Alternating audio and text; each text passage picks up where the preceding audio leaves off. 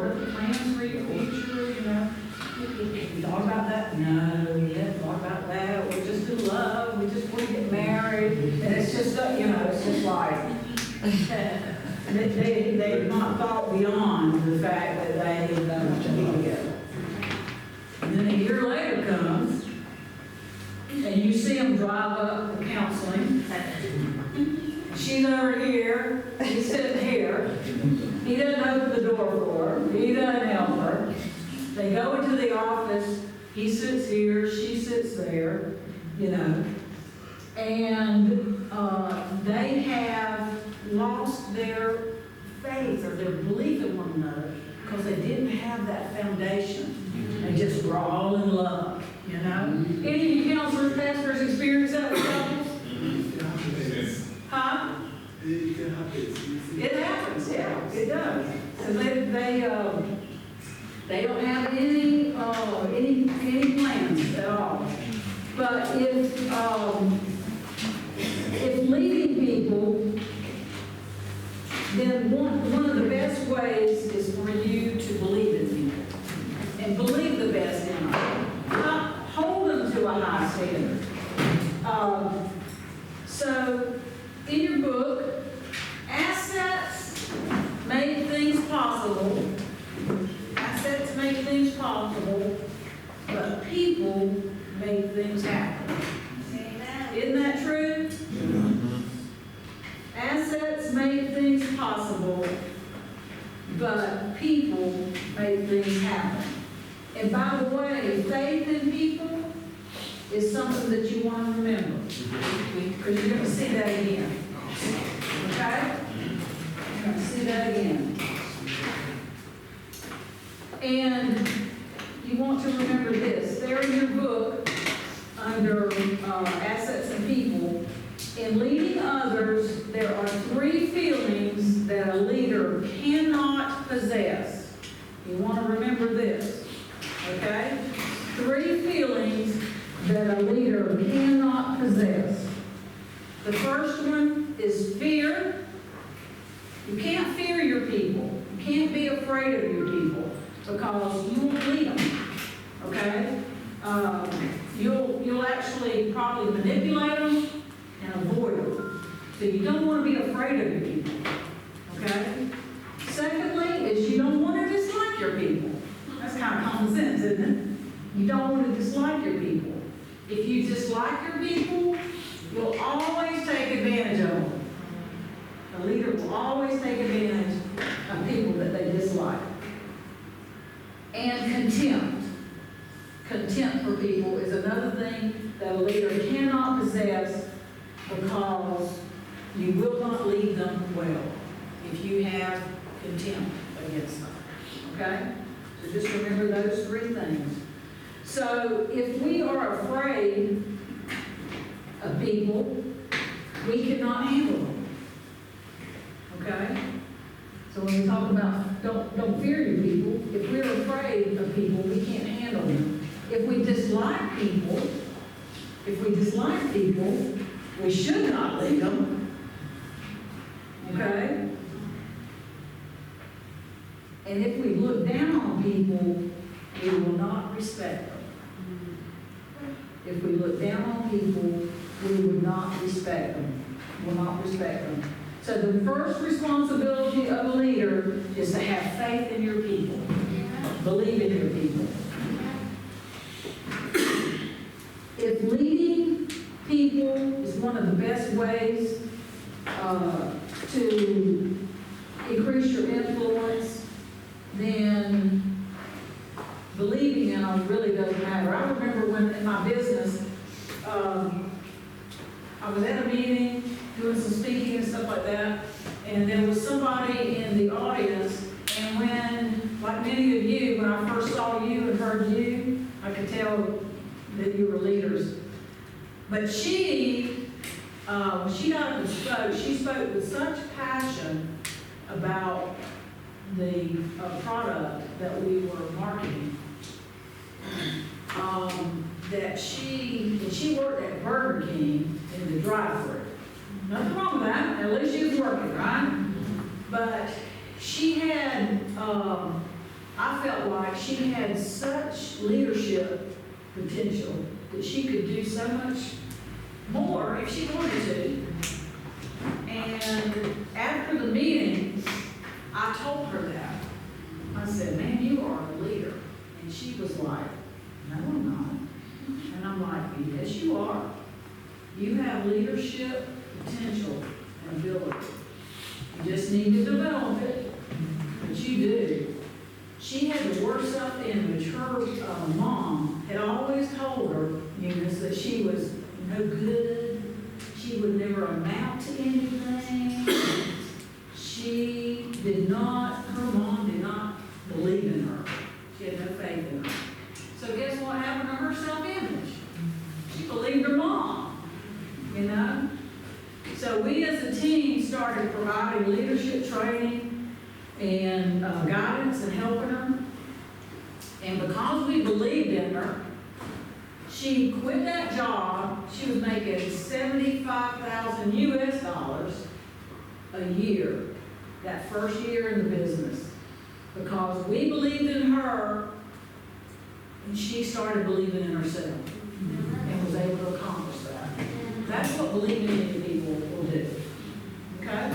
Will do for her, it did for her, and it did for us too. Because she made me a lot of money. Alright? But that's not why I was doing it. I just saw the potential in her and wanted her to be all that God made her to be. And that made her a lot of money, and it made me a lot of money. So, believing in your people really is one of the first responsibilities of a leader. Okay?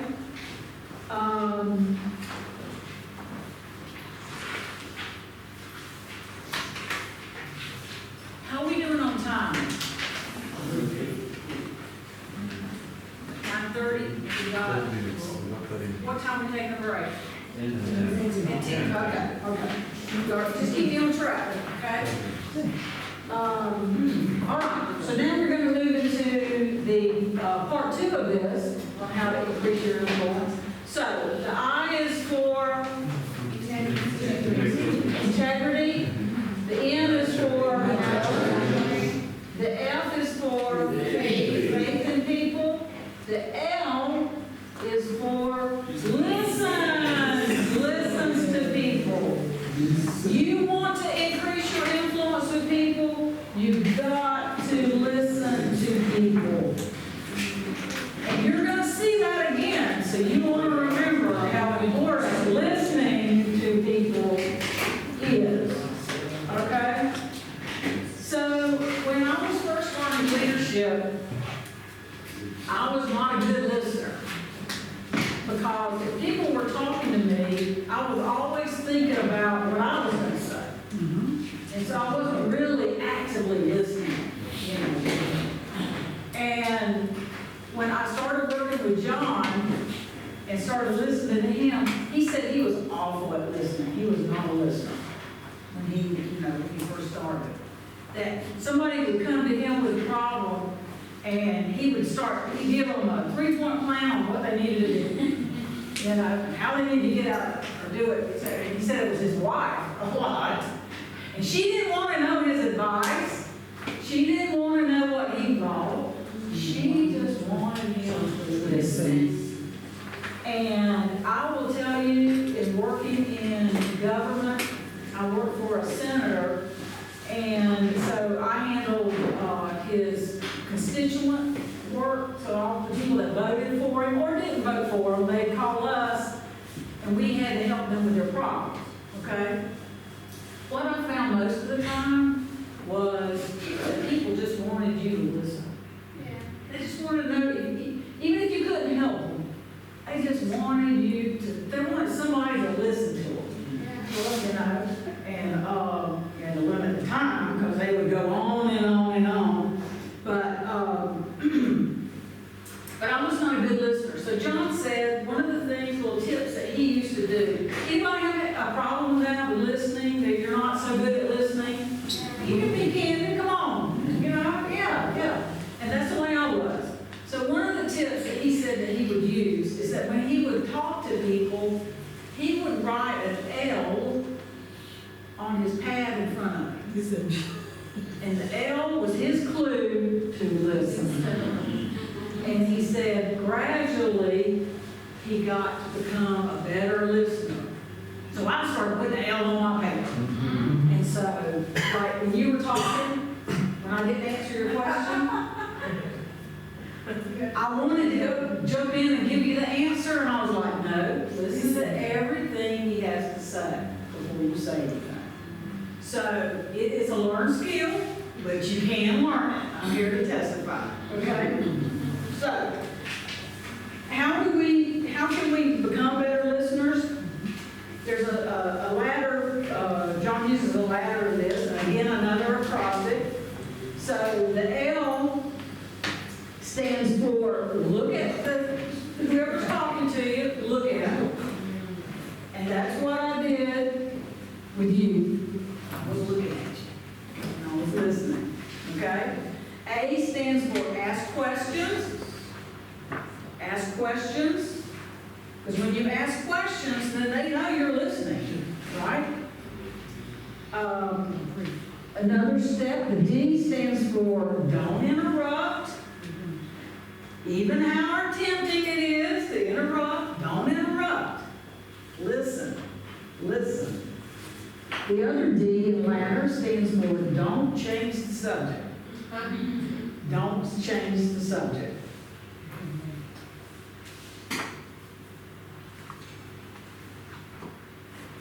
The E stands for check your emotions. Check your emotions. When Allah said, you didn't answer my question. Which is okay, because I know his personality type. And that's, so we're going to talk about that Friday. But I know his personality type. So because I know his personality type, it's okay. Okay? It was fine for him to be that direct with me. But I appreciate it, because we got to clarify. So check your emotions. All right? And then the R stands for responsive listening. Responsive listening. Responsive listening is okay, I hear what you're saying.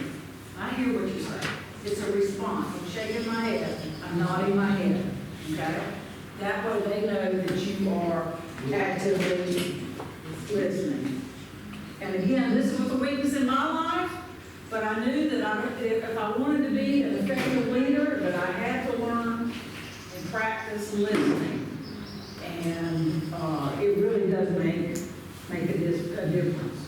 So leaders need to be able to listen to increase our influence. There on page, I think it's 39 in your book, Paul Tillage, there's a quote that says, the first duty of love is to listen. The first duty of love is to listen. There was this 89, I remember this story about this 89-year-old woman, and she had issues with hearing. And so she went to the doctor, and the doctor said, well, I can correct that. I can help you with that. And she goes, no, I've been listening to people all my life, and I don't want to listen to them anymore. So she was 89, she was tired of it. She didn't want to hear anybody else. All right, so an influencer listens to people, and let me make sure there's nothing there that you're going to see. Other than listen. Okay, listen, your leader listens to people. So we increase our influence. And again, I want to encourage you to go through tonight and do your stop and assess and everything. There's some really good stuff in there. So the fifth letter in influence, the U, stands for understands people. Understands people. And you want to remember this one, because you're going to see it again. Okay? Another way to influence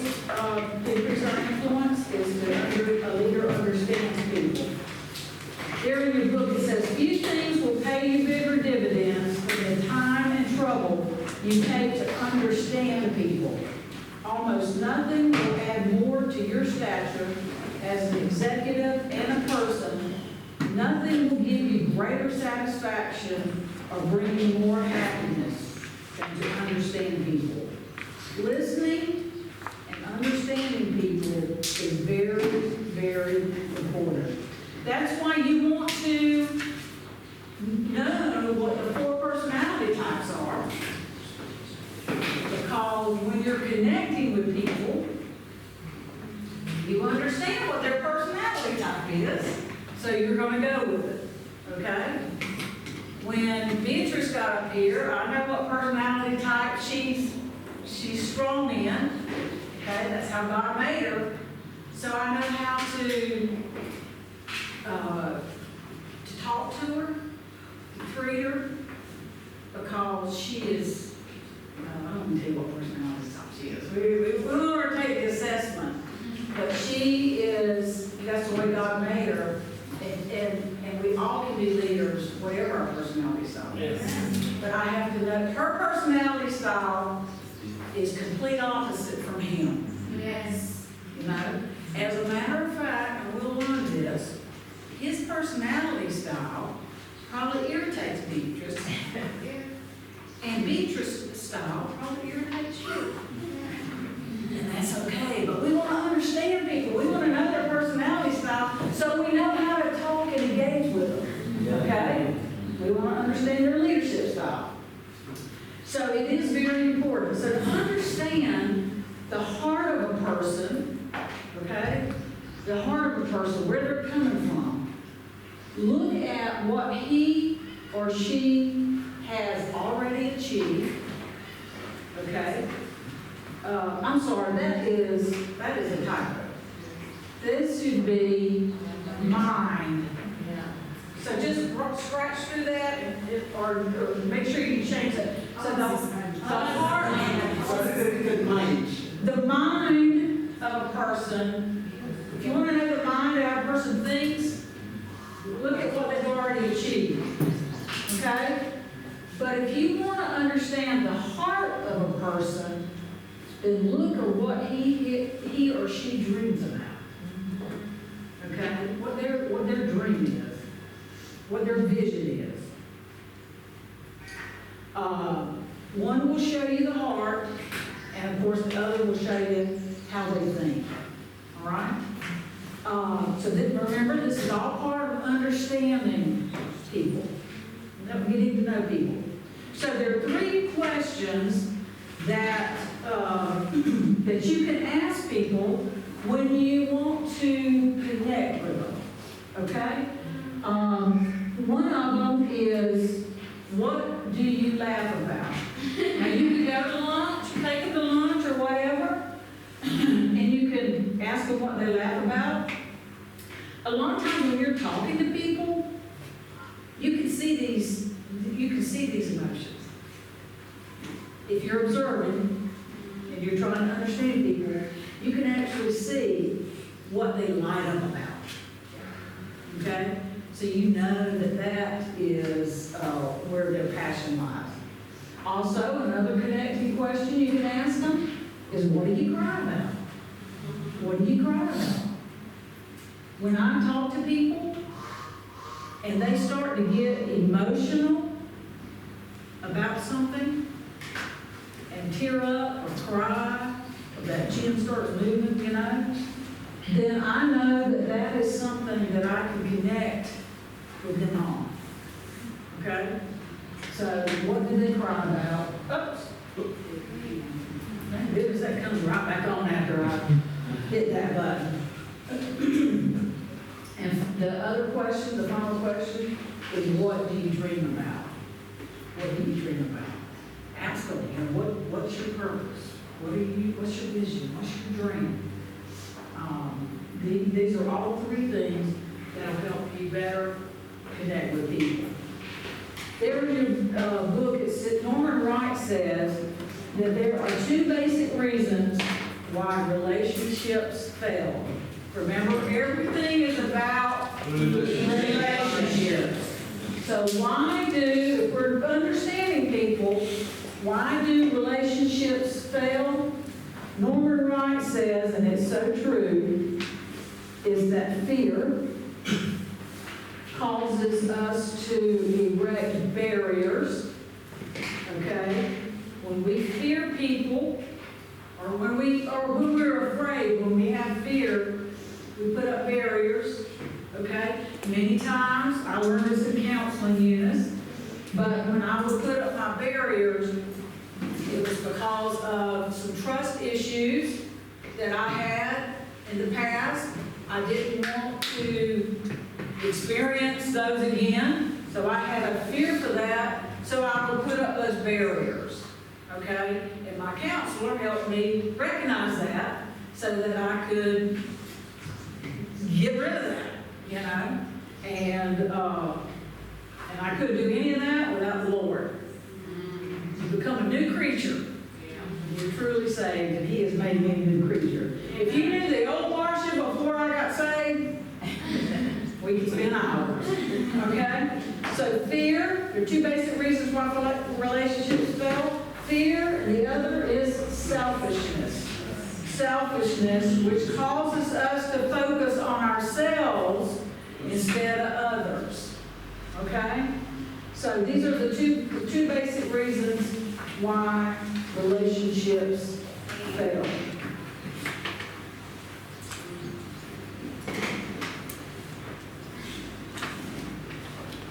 Okay? Moving along. How are we doing on time? Quarter to 10. Keep me posted, okay? All right. Are you liking this? Yes. Is it helping? Yes. Good. So an influencer has the I stands for, the N stands for F.